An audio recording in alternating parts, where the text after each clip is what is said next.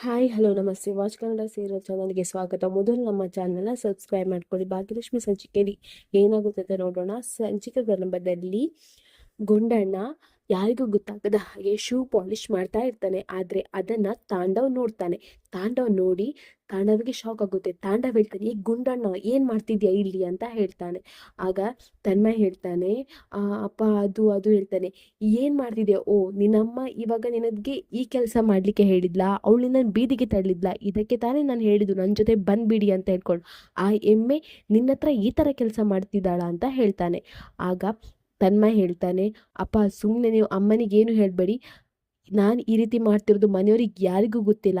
ನಾನು ಮಾಡ್ತಿರೋದು ಅಮ್ಮನಿಗೆ ಫೀಸ್ ಕಟ್ಟಿಗೆ ಕಷ್ಟ ಆಗ್ತದೆ ಅಂತ ಹೇಳಿ ಅಂತ ಹೇಳ್ತಾನೆ.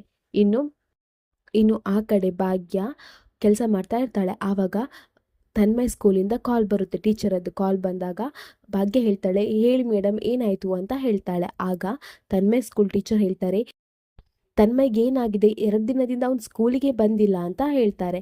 ಆಗ ಭಾಗ್ಯಂಗೆ ಶಾಕ್ ಆಗುತ್ತೆ. ಆಗ ಭಾಗ್ಯ ಹೇಳ್ತಾಳೆ, ಏನು ಹೇಳ್ತಿದ್ದೀರ ಟೀಚರ್, ತನ್ಮಯ್ ಸ್ಕೂಲಿಗೆ ಬರಲಿಲ್ವಾ? ಇಲ್ಲ, ತನ್ಮಯ್ ಸ್ಕೂಲಿಗೆ ಬಂದಿದ್ದಾನೆ. ನಾನೇ ಅವನನ್ನು ಸ್ಕೂಲ್ ಹತ್ರ ತನಕ ಬಿಟ್ಟು ನಾನು ಕೆಲ್ಸಕ್ಕೆ ಬಂದೆ. ಅವ್ನು ಸ್ಕೂಲ್ ಒಳಗೆ ಹೋದ ಅಲ್ವಾ ಅಂತ ಹೇಳ್ತಾಳೆ. ಆಗ ತನ್ಮಯ್ ಟೀಚರ್ ಹೇಳ್ತಾರೆ, ಇಲ್ಲ ಮೇಡಮ್, ಅವ್ನು ಸ್ಕೂಲಿಗೆ ಬಂದಿಲ್ಲ. ನಾನೇ ಅವರ ಕ್ಲಾಸ್ ಟೀಚರ್. ಅವ್ನು ಅಟೆಂಡೆನ್ಸ್ ತಗೊಳ್ಳುವಾಗ ಅವ್ನು 2 ದಿನದಿಂದ ಸ್ಕೂಲ್ಗೆ ಬಂದಿಲ್ಲ. ಎಲ್ಲಿ ಹೋಗಿದ್ದಾನೆ ಅಂತ ಕೇಳಿ ಅಂತ ಹೇಳ್ತಾರೆ. ಆಗ ಭಾಗ್ಯನಿಗೂ ಹೆದರಿಕೆ ಆಗುತ್ತೆ. ಆಯ್ತು ಮೇಡಮ್, ಕೇಳ್ತೇನೆ ಅಂತ ಹೇಳ್ತಾರೆ.